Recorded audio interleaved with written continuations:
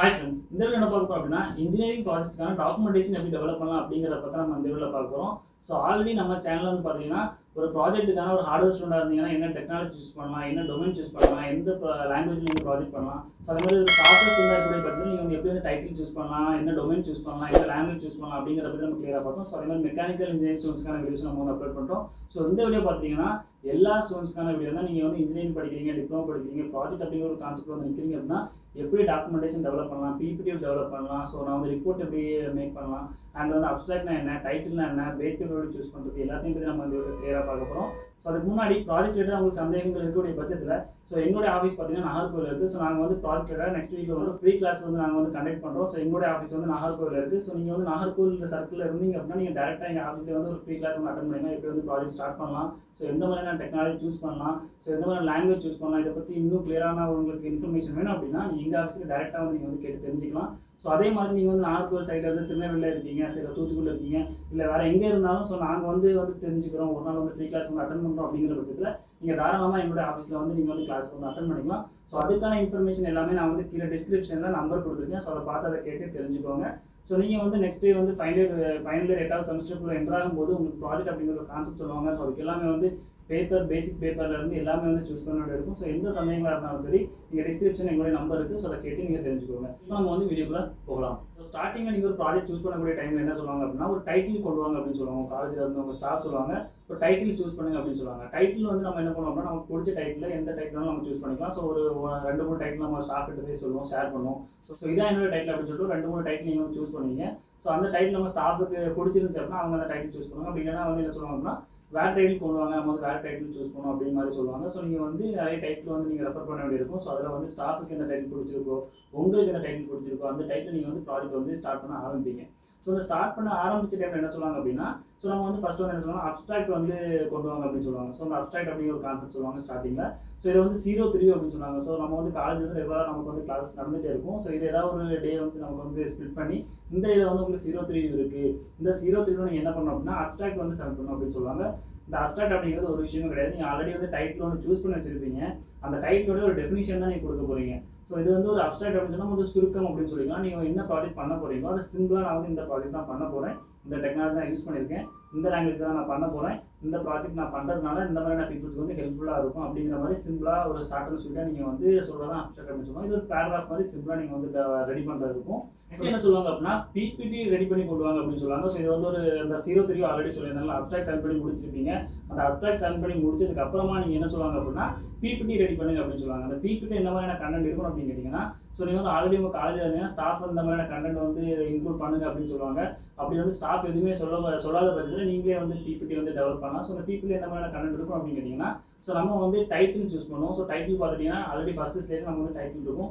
And second ஸ்டேஜில் பார்த்துட்டிங்கன்னா நம்ம வந்து அப்ஸ்ட்ராக்ட் வந்து மேக் பண்ணலாம். ஸோ அதுக்கப்புறம் பார்த்தீங்கன்னா நீங்கள் வந்து இதுக்கு முன்னாடி என்ன டெக்னாலஜி நீங்கள் ப்ராஜெக்ட், இதுக்கு முன்னாடி என்ன கான்செப்ட் அந்த ப்ராஜெக்ட் பண்ணியிருந்தாங்க, அதாவது ஒரு ப்ராஜெக்ட் ஒரு கான்செப்ட் நம்ம பண்ணுறோம். ஃபார் எக்ஸாம்பிள் சிம்பிளாக ஹோம் ஆட்டோமேஷன் ஐஓடியில் பண்ணுறேன் அப்படின்னா இதுக்கு முன்னாடி என்ன கான்செப்ட் இருந்துச்சு அப்படின்னு வந்து இது வந்து எக்ஸிஸ்டிங் சிஸ்டம் அப்படின்னு சொல்லுவோம். இந்த எக்ஸிஸ்டிங் சிஸ்டத்தில் என்ன கான்செப்ட் இருந்துச்சு அப்படிங்கிறத நீங்கள் வந்து ஒரு பேராகிராஃபாக வந்து மென்ஷன் பண்ணியிருக்கணும். ஸோ அதில் என்ன ட்ராபேக் இருந்துச்சு, ஸோ ஆல்ரெடி நான் ஒரு ப்ராஜெக்ட் பண்ண போகிறேன் அப்படின்னா இதுக்கு முன்னாடி ஏதாவது ஒரு பிரச்சனை இருந்திருக்கும். அந்த பிரச்சனையை நம்ம வந்து ஃபேஸ் பண்ணி நம்ம புதுசாக ஒரு கான்செப்ட் வந்து டெவலப் பண்ணுவோம். ஸோ ஆல்ரெடி இந்த எக்ஸிஸ்டிங் சிஸ்டத்தில் இந்த மாதிரி ட்ராபேக்ஸ் இருந்துச்சு. ஸோ இப்போ நான் வந்து ஐஓடி பேஸ் பண்ணி நான் ஒரு ஹோம் ஆட்டோமேஷன் பண்ணுறேன்னு வச்சுக்கோங்க.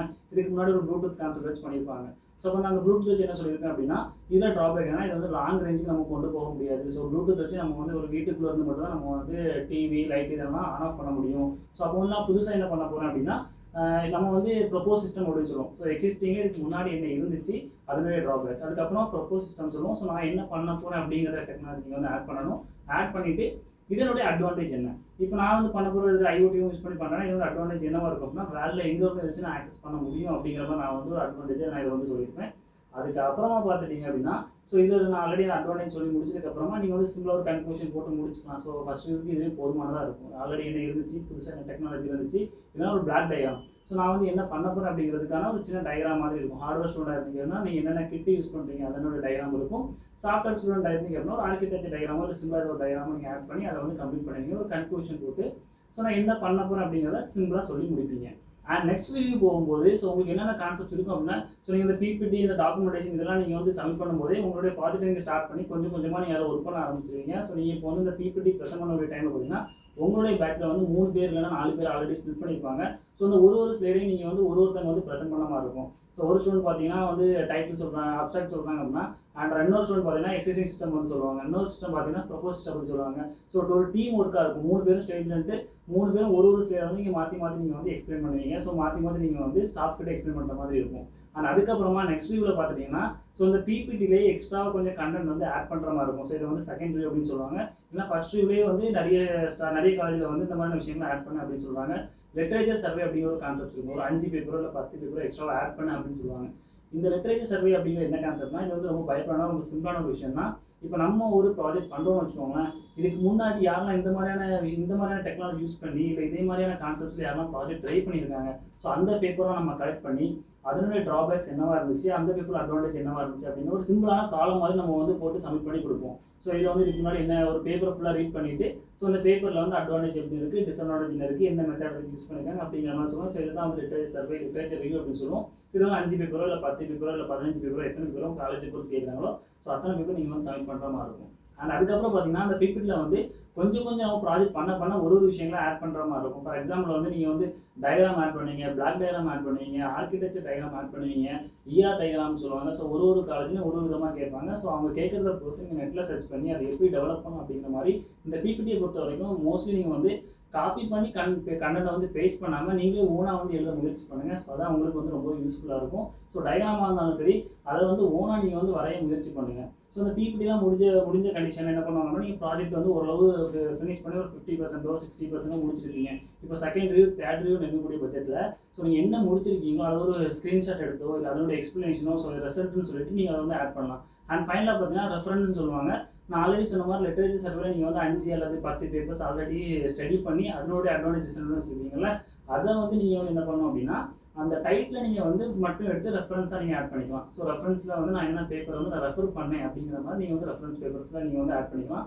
அதுக்கப்புறம் பார்த்தீங்கன்னா உங்களுடைய ப்ராஜெக்ட் வந்து என்னென்ன எவ்வளோ தூரம் வந்து கம்ப்ளீட் ஆயிருக்கு, ஸோ அதை வந்து ரிசல்ட் சொல்லிட்டு நான் 30% கம்ப்ளீட் பண்ணியிருக்கேன், ஸோ நான் வந்து ஒரு 40% கம்ப்ளீட் பண்ணியிருக்கேன், இல்லை நான் வந்து ஒரு 60% கம்ப்ளீட் பண்ணேன்னா இவ்வளோ தூரம் கம்ப்ளீட் ஆயிருக்கு அப்படிங்கிறத வந்து நீங்கள் ஸ்க்ரீன்ஷாட் எடுத்து வச்சு ஸோ நான் இவ்வளோ தூரம் கம்ப்ளீட் பண்ணிருக்கிற மாதிரி சொல்லி முடிச்சுக்கலாம்.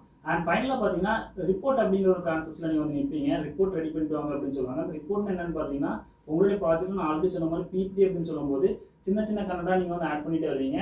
இந்த ரிப்போர்ட்டில் பார்த்தீங்கன்னா ஒரு 60 20 பேஜுக்கு நீங்கள் ஒரு டெவலப் பண்ண வேண்டிய இருக்கும். ஸோ சில காலேஜில் வந்து 40 பேஜ் 50 பேஜ் மாதிரியே கொடுத்துக்கலாம். ஸோ பேஜஸ் அப்படிங்கிற ஒரு விஷயம் கிடையாது. ஆனால் நீங்கள் வந்து நிறைய கண்டென்ட் வந்து இன்க்ளூட் பண்ணுற மாதிரி இருக்கும். ஒரு இன்ட்ரோடக்ஷனாக இருந்தாலும் சரி, இன்ட்ரோடக்ஷனாக நீங்கள் வந்து ஃபுல்லாக ஒரு டெக்னாலஜி பற்றி ஃபுல்லாக சொல்ல வேண்டியிருக்கும். நீங்கள் வந்து ஒரு ஐஓடி பண்ணுறீங்க, இல்லை டேட்டா மைனிங் பண்ணுறீங்க, இல்லை மிஷின் லேர்னிங் பண்ணுறீங்க அப்படின்னா அந்த கான்செப்ட் பற்றி ஃபுல்லாக இது கான்செப்ட்னா என்ன அப்படிங்கிற மாதிரி ஃபுல் டீட்டெயில்ஸ் நீங்கள் இன்க்ளூட் பண்ணுற மாதிரி இருக்கும்.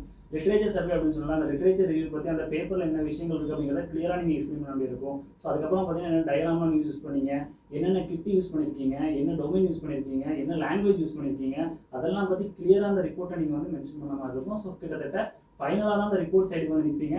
சில காலேஜில் பார்த்தீங்கன்னா ஒரு ரிவ்யூக்கும் ஒரு 10 பேஜ் 20 பேஜ் எக்ஸ்ட்ரா வந்து ரிப்போர்ட் ரெடி அப்போவே ரிப்போர்ட் வந்து ஸ்டார்ட் பண்ண சொல்லிடுவாங்க. ஸோ உங்களுக்கு வந்து ஸ்டார்டிங்லேயே ரிப்போர்ட் சொன்னாலும் பிரச்சனை கிடையாது, இல்லை வந்து ஃபைனலாக ரிப்போர்ட் ரெடி பண்ண அப்படின்னு சொன்னாலும் பிரச்சனை கிடையாது.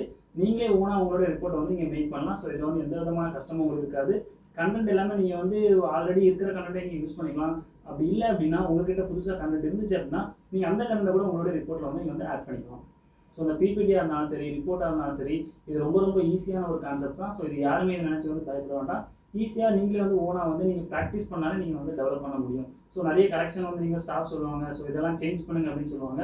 ஸோ நீங்கள் பண்ணக்கூடிய ரிப்போர்ட் அண்ட் பிபிடி கரெக்டாக இருக்கணுங்கிற அவசியம் இல்லை. நீங்கள் சின்ன மிஸ்டேக் பண்ணீங்க அப்படின்னா அவங்களே அதை கரெக்ட் பண்ணி தருவாங்க. ஸோ அதனால் உங்களுக்கு என்ன ஸ்டாஃப் வந்து ஒரு கைடாக இருப்பாங்க, ப்ராஜெக்ட்டுக்கு ஒரு கைடு அப்படின்னு இருப்பாங்க. அந்த கைடு கிட்ட நீங்கள் காமிச்சு உங்களுடைய கரெக்ஷனை வந்து நீங்கள் வந்து திருத்திக்கலாம். ஸோ அண்ட் ஃபைனலாக பார்த்துட்டிங்கன்னா நீங்கள் ரெடி பண்ண ப்ராஜெக்ட்ஸுக்கான ரிப்போர்ட்டை நீங்கள் வந்து பிரிண்ட் எடுத்து ஸோ ஒரு பெயின் போட்டு ஸோ இதை தான் என்னுடைய ப்ராஜெக்ட் ரிப்போர்ட் அப்படிங்கிற மாதிரி உங்களுடைய கைட்டையும் அவங்க ஹெச்ஓட்டையும் சைன் பண்ணி நீங்கள் சப்மிட் பண்ண வேண்டியிருக்கும். நீங்கள் ஃபைனல் ரிவ்யூக்கு நீங்கள் போய் சப்மிட் பண்ண டைமில் ஃபைனல் பிபிடி அப்படின்னு ஒரு விஷயம் சொல்லுவாங்க. ஃபைனல் பிபிடி அப்படின்னா நம்ம ஆல்ரெடி பிபிடி ரெடி பண்ணி வச்சிருக்கோம்ல, ஸோ அதெல்லாம் உங்கள் ப்ராஜெக்ட் வந்து 100% ஃபுல்லாக கம்ப்ளீட் பண்ணதுக்கு அப்புறமா ஸோ அந்த ப்ராஜெக்டோட ரிசல்ட்டு ஸோ அதோட ஸ்க்ரீன்ஷாட்டாக இருந்தாலும் சரி, ஃபோட்டோவாக இருந்தாலும் சரி, ஸோ எல்லாத்தையுமே நீங்கள் வந்து பிபிடியில் வந்து சப்மிட் பண்ணுற மாதிரி இருக்கும். ஸோ ரிசல்ட் அப்படின்னு சொல்லிட்டு ஃபுல்லாகவே நீங்கள் வந்து என்னென்ன பண்ணீங்களோ அது எல்லாத்தையுமே நீங்கள் ஸ்க்ரீன்ஷாட் வச்சு உங்களோட ஃபுல் பிபிடியையும் கம்ப்ளீட் பண்ணுவீங்க. ஸோ உங்களுக்கு எக்ஸ்டர்னல் வரும்போது அவங்கக்கிட்ட நீங்கள் எந்த பிபிடி தான் நீங்கள் வந்து சப்மிட் பண்ணுவீங்க. ஸோ உங்களுடைய ப்ராஜெக்ட்டை காமிப்பீங்க. ரியல் டைம் உங்கள் ப்ராஜெக்ட் இருக்குது அப்படின்னா ஸோ உங்கள் ப்ராஜெக்ட்டை காமிச்சு எக்ஸ்பிளைன் பண்ணுவீங்க. அந்த பிபிடியும் கூட எக்ஸ்பிளைன் பண்ணுவீங்க. ஸோ இவ்வளோ தான் உங்கள் ப்ராஜெக்ட்டுக்கான documentation PPT work, report work அப்படிங்கிறது ரொம்ப ரொம்ப சிம்பிள். ஸோ நான் வந்து சிம்பிளாக சொல்லி ஒரு வீடியோக்குள்ளே முடிக்கணும்னு நினச்சேன்னா ஸோ நான் வந்து குயிக்காக சொல்லி முடிச்சிட்டேன். ஏதாச்சும் சந்தேகங்கள் இருந்துச்சு அப்படின்னா டிஸ்கிரிப்ஷனில் நான் என்னுடைய நம்பர் கொடுக்குறேன். ஸோ அதை பார்த்து நீங்கள் கேட்டு இது வாட்ஸ்அப்லேயோ இல்லை டெலிகிராம்லேயோ இல்லை வந்து கால் பண்ணியோ கேட்டு நீங்கள் தெரிஞ்சுக்கலாம். ஸோ வந்து உங்களுக்கு சந்தேகம் இருந்துச்சுன்னா கமெண்ட் செக்ஷனில் கமெண்ட் பண்ணுங்கள். நீங்கள் சேனலை சப்ஸ்கிரைப் பண்ணலாம், மறக்காமல் சப்ஸ்கிரைப் பண்ணுங்கள். இந்த வீடியோ பிடிச்சிருந்தா லைக் பண்ணுங்கள், உங்கள் ஃப்ரெண்ட்ஸுக்கு ஷேர் பண்ணுங்கள். தேங்க்ஸ் ஃபார் வாட்சிங். தேங்க்யூ.